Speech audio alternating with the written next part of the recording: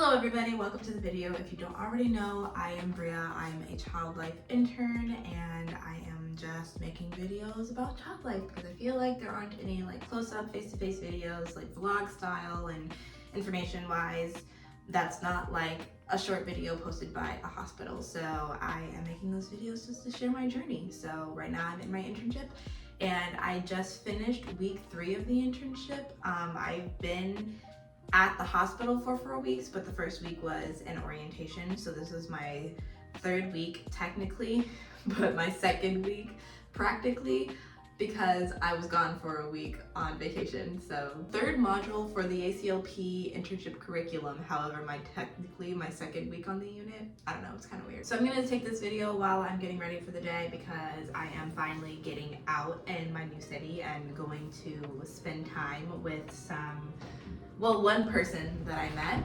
So I'm just gonna be getting ready. But if you recall, the first couple of weeks of being in the internship was filled with a lot of modules, and the modules were like for human development, family studies, cognitive development, emotional development, all of that, and also just like epic training for doing documentation and how to what numbers to call if you're having an emergency, stuff like that. So it was a lot of like logistical information I was getting. And now in week 3, we've moved on to actually doing like internship assignments, which I did have for the first couple of weeks just through the ACLP modules. They have different, you know what? No, never mind. Not through the ACLP modules. The ACLP modules had the readings that I was still doing in the first couple of weeks, but I also had to do just like, I read a paper about what bias looks like in the hospital and what family-centered care means to me, and about cultural competence, which I like to say like cultural awareness and cultural consideration instead of competence, but either way, a lot of stuff about that, which is more general knowledge rather than knowledge specific to what you are doing in like interventions and stuff like that. Even though you use this general knowledge, it was more big picture. So now I'm getting more into small picture and I have been doing narratives for chart notes. I haven't been submitting them myself because I'm still not given my own like patient load or anything like that. I'm still very closely following my internship supervisor, but whenever we do an interaction together, I go back and I write a chart note and I send it to her, and she's like tells me what she would change, what I did well, and I go through and I do the click. In Epic there's like ways that you can fill out a pre-selected sheet, and you just click like, oh, procedural support, yes. And then it's like, what items did you use in a procedural report? And it has it on there where it's like medical items, sensory play, like you just click all of that. So I do the click-throughs and I do the narrative, but I don't submit it myself. And next week I will start submitting them myself and citing them myself. But yeah, starting to do that.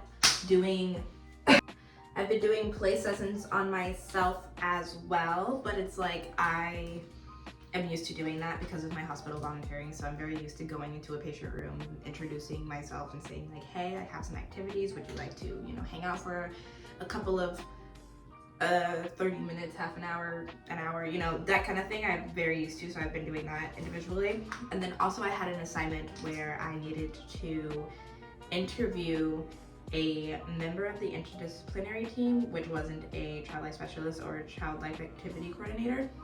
So I spent I spent like an hour or 2 with an occupational therapist and just seeing like what she does during her day, understanding how she prioritizes her patients, and just like, I didn't really know what occupational therapy was, let's be so honest, because I had never interacted with somebody who was studying it, who was practicing it. I never learned about it in school, so I knew that they were similar to physical therapists, but I had no clue what they actually did. So it was nice being able to follow along, and I will have to report back about that. And then I also had an assignment where I needed to talk to 2 separate families and ask them about their experience in the healthcare environment and understand how they feel like family-centered care has been integrated into their stay, which is great because I talked to two very different families. Like one was international and, aren't from the area. The other one lives like 20 minutes down the road, so like different representation, different barriers to care, stuff like that. So it's really interesting being able to do that. And I don't know, I feel like I don't know if I said this in the last video or not, but me and my supervisor are very well matched, which is great.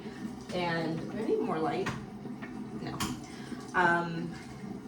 Me and my supervisor are very well matched, which is wonderful. We have like similar personalities. We have similar learning styles to where like what I say I need during my internship, she reflects back and she's like, I was the same way during my internship, and she has a great way of like giving me pointers while also saying like, hey, when I was a new specialist, I also did this, and then I learned that for me it's better to do something else. And she talks about how different specialists have different ways of practicing,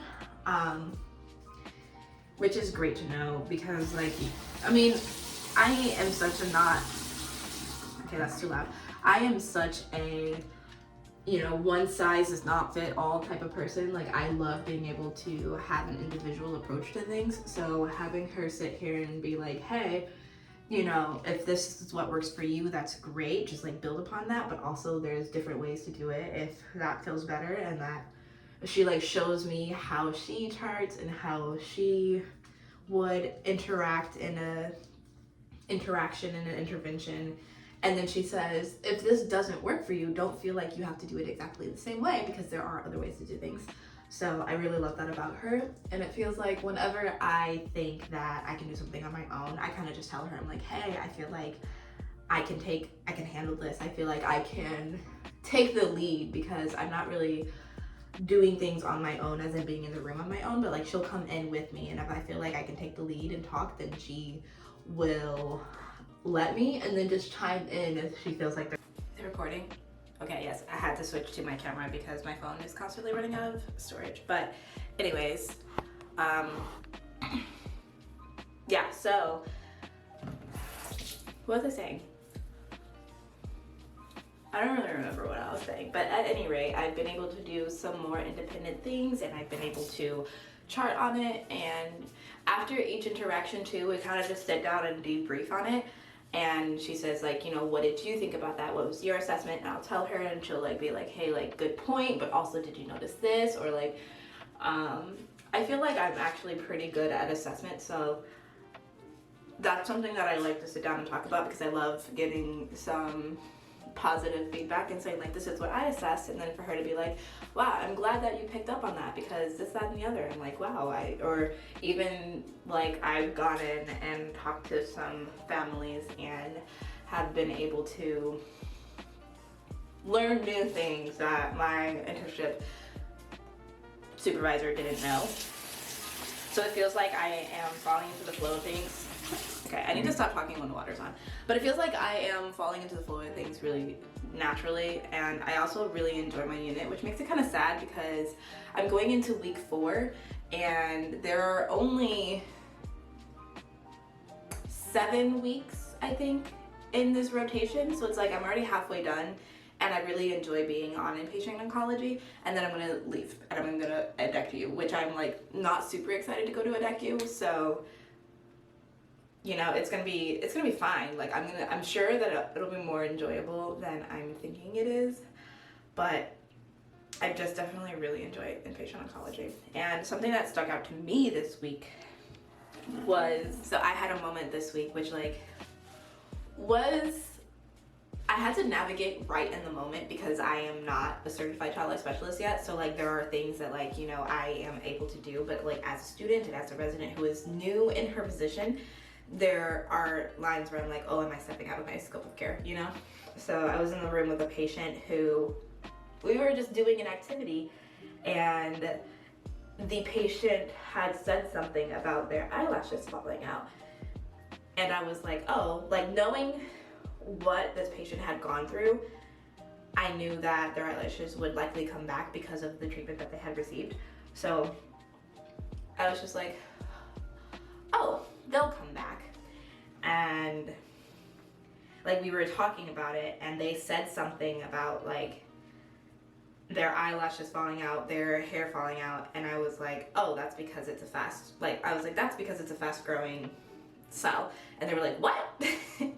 So like they made it seem like they didn't know specifically why their hair was falling out. So I was just like, oh, well, you know, stick cells are very fast growing, and that's why the medicine, you know, targets them. But then your hair cells and your eyelashes, those are also very fast growing cells, so that's why they also get targeted by the medicine. But once you're all done taking medicine, you know, it'll come back. And it was just like, I knew that that was true, and I knew what this patient had gone through. So I was like, oh, I'm just gonna say this because like this is a conversation that is easy to be had.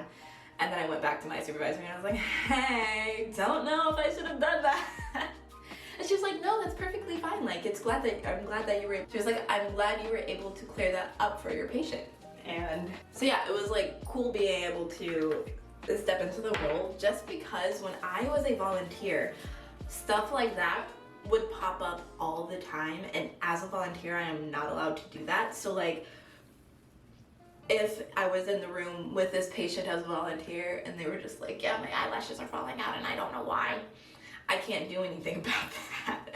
I would just be like, oh yeah, you know, that happens. I do see that happens. You should probably talk to your child life specialist. Like, they can definitely tell you about that, you know. But so it was cool being able to be in the position where I can be the person clarifying those misconceptions. So really enjoyed that.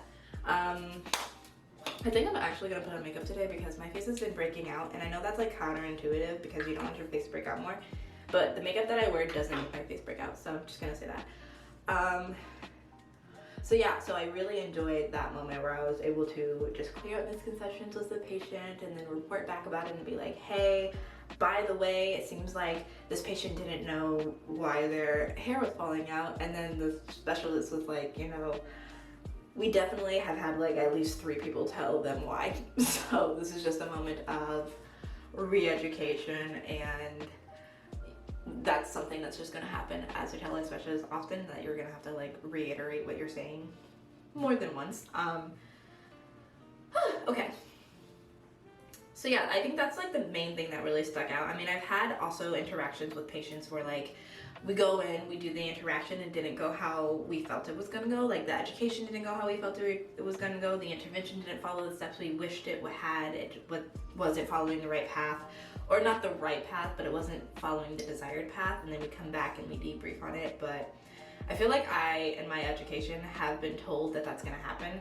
Like it was very drilled into my head that like, you're gonna make a plan, but the plan goes out the window sometimes when you walk into the room and you assess the situation, assess the environment, assess what the child is feeling in that moment. So like, I wasn't really surprised about that. And then like brainstorming, also there's been moments where there's like, I wish that we could do this instead. However, because of various barriers, I know that we won't be able to get this situation. So like trying to work around circumstances in order to get the best out of what we have in front of us and to make the interventions the most effective.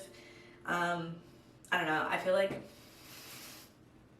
it's so hard trying to talk about this while being so generic. Like, it's not like super hard to do it because obviously I'm talking, but I feel like it's hard to get my point across. Like, I feel like just saying like, oh, I want to do this thing, but because of certain circumstances, like, it's just all so vague. But I'm doing my best. Okay, what am I gripping?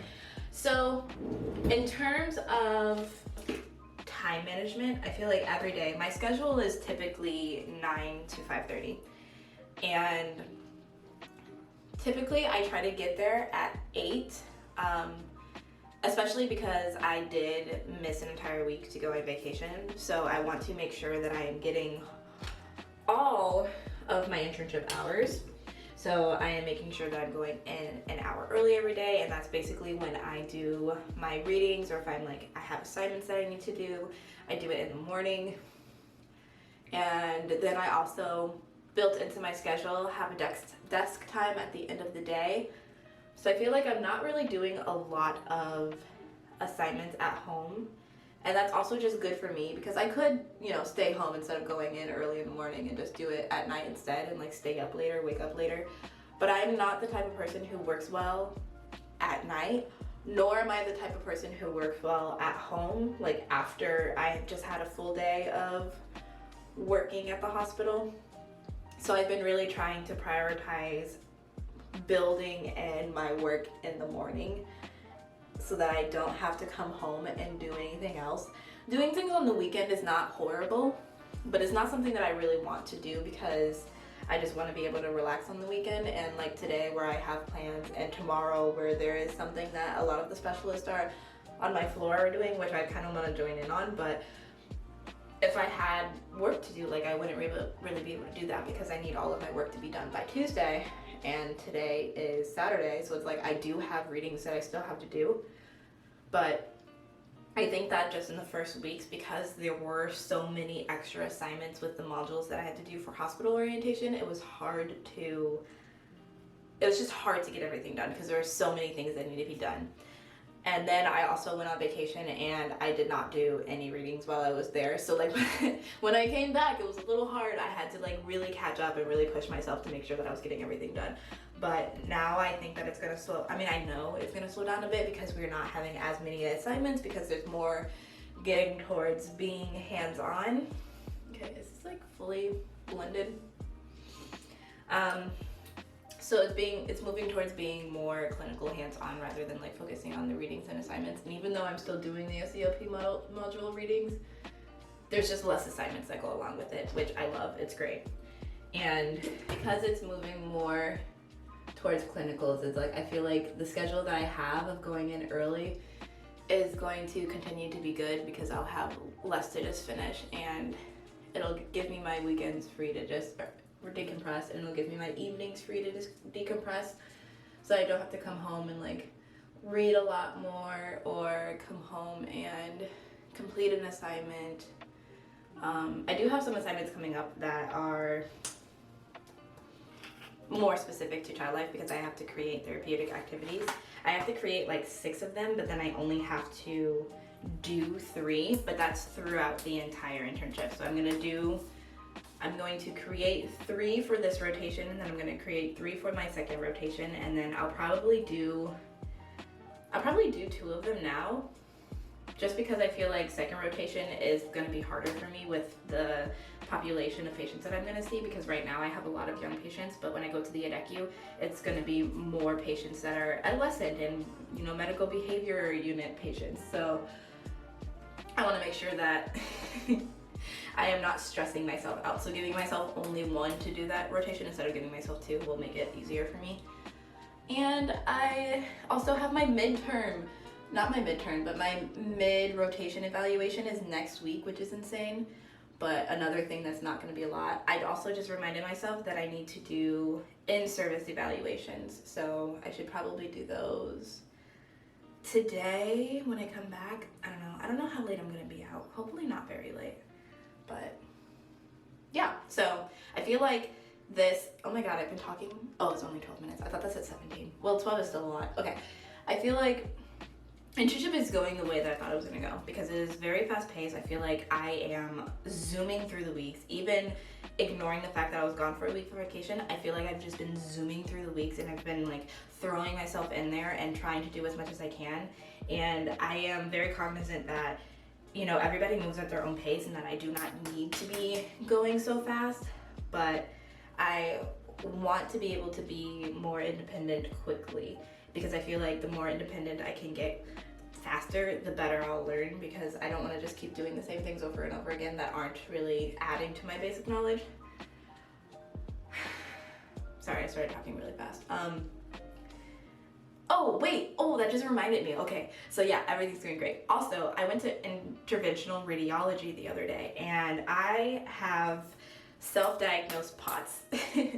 So just because of like the way that I know that I am health-wise, like my heart rate gets very high very quickly when I do certain activities. When I stand up and stand still for too long without moving along, I get very lightheaded and I feel like I'm gonna pass out, and like I get like clammy and everything like that. So It happens to me a lot at like concerts. If I am just standing in the concert waiting for it to begin, like if I get there early, I get so lightheaded just standing there waiting. So that's part of the reason why I don't like getting to concerts early, and also definitely part of the reason why I enjoy being in the back of the crowd, because I can't do it. And so having these health issues that I know that I have, sorry Bentley, just kicked him. I went to interventional radiology, and when you go there, I went for a PICC line placement, and they use an x-ray, and you have to wear lead. And what that means is you put on a heavy vest that is like strapped to you, okay? That's not even the first thing you put on. First, you put on a bunny suit, okay? It is a white, you've probably seen it in media, it's a white suit, cloth that goes arms, legs, long sleeve. It's like a snowsuit, but thinner, way thinner, but still bunny suit. You put that on first. Then you put on the lead. Heavy, heavy vest that you're wearing, okay? Tight, it's holding you down.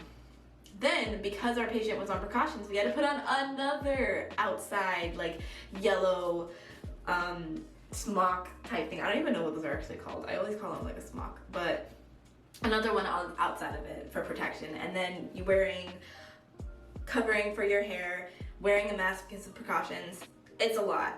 It is so much. So you're wearing all of that, and then in my role, I'm not walking back and forth once I get in there. So I get in there, heavy clothes on, and I'm just standing. And because of the heaviness, I had never really experienced wearing something heavy like that before. I didn't have any time before starting to feel lightheaded. Like I got in there and immediately I was like, oh my God, I'm gonna like die. And I didn't want to pass out because, you know, I'm not trying to become a patient when I get in there. Okay, I think these are the plain ones. I'm not trying to become another patient while in there, but I also don't want to pass out because I don't want to miss this. Like I'm not gonna have a billion opportunities to go to IR, so I'm just like pacing. I'm like standing there like this, like pacing back and forth, because I'm like, I need to keep my body moving so that I don't pass out. And my supervisor kept like looking at me and it's like, are you okay? Because I let her know beforehand, because she like let me know that a PICC line placement can be kind of gory because of what it is. You can Google it if you don't know. I'm not really gonna detail it right now, but getting a placement can be a little gory. So she's like, you know, if you're not good with blood, like, you know, the first time I went into something like that, I definitely thought I was gonna pass out and had to leave the room. So like, just so you know, if you need to leave the room, that's okay. And I told her, I was like, that's not even the part I'm worried about. And I let her know, like, you know, if I'm standing up, standing still for too long, that's when I start getting lightheaded. And she was like, yeah, and it also gets very hot in there. So like, please know that you can leave if you need to. Like, nobody's gonna judge you and everything. And I'm like, I'm gonna judge myself. But yeah, so she kept looking at me and just being like, are you okay? And I'm like, okay, I'm fine. I know what to do in order to keep myself up. And also it would be more embarrassing to fall over in the room than it would be to fall over outside of the room. So like if I needed to leave, I would have. But just a fun experience to remind me that like I'm not the person to be a specialist for children who are going to need IR a lot, or who are going to need, like, if I have a patient that needs an MRI or a CAT scan, like that's gonna be a little hard for me. I need to make sure that I advocate for myself to like have a chair, you know, because if I have a chair, it's fine. But it's just standing up. Ooh, it was fun. So yeah, it's going the way I thought it would go. Everything is going great. I'm having a great time in the hospital setting, and I feel like I'm getting my bearings with the campus of the hospital as well, like walking through the bridges from building to building, going in the tunnels and all that. Obviously, I do not know the whole place, so I'm not trying to get myself lost. I'm not going overboard, because I will get lost and that will be not fun. I feel like it's going well, and I'm excited too to on Monday will be my internship course with my grad school, and I'm excited to get in there and hear what the other interns are talking about. I don't know if I said this in my last video, but if any of you are like looking to go to grad school for child life and you have the ability to travel, or if you're from the Chicagoland area, I would definitely suggest Erickson, because We have 9 people in our cohort. All of us applied for internships for the first time this round, and 7 of us got it. So 7 out of 9 of us got our internship first time applying, and that's like really impressive for child life, as it is hard to get an internship. So I'm just saying, like, if you need a grad school to go to, Erickson is on it. Erickson knows what they're doing, and I think that we have really great people who are there to help you prep for interviews, there to help you put together your application, there to help you find experiences. They're always saying, like, here, this hospital is looking for a practicum student. We also have an advocacy center in Chicago that takes practicum students, and they might also take internship students. And saying, like, this hospital, they're all looking for hospital volunteers. And then they also have like connects outside of the child life world for your well child experience, because it is a school for child development and social work and all of that. So if you wanted to get well child experience, they also have connections to help you get volunteering there or a job in that realm. So Erickson is the one to do it. So I'm excited to go back to class on Monday and just hear what the other 6 students who have internships at different hospitals are saying, because we're in similar and yet different environments. A lot of us, like, we talked about dress code and stuff like that, and a lot of us have very similar things going on, but also I have people who are on a team of like older specialists, while like my team, my hospital has a lot of like younger people working at it, especially since it's a teaching hospital. And then we have people who are on different units. So like I'm on what is that? That's crazy. I'm on oncology, but then we have people who are in the emergency department, people who are working nights, people who are, you know, working 410s, and I'm working 5/8s, and it's gonna be really cool to hear about everybody's experiences now that we're on week 3 going on to week 4. So yeah, I don't know what else to say. I feel like I'm kind of just blabbering right now and I'm going back and forth. So yeah, this is the vlog for the end of week 3 of my internship. It's going by fast, it's going by great, but I feel like it's been a good time. As always, nobody ever does, as I say every week, every child life video I say this, but like ask questions in the comments, okay? Because I want to share, I want to help. And I feel like maybe the videos might be a little boring, so